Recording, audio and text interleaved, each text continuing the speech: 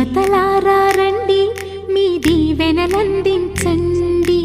నోచిన నోములు పండించే నా తోడును పంపించండి. కలలో ఇలలో ఏ కన్నెకి ఇలాంటి పతిరాడనిపించే వరుణ్ణే వరముగా ఇవ్వండి. కని విని ఎరుగని వేడుకతో వివాహం జరిపించాలి.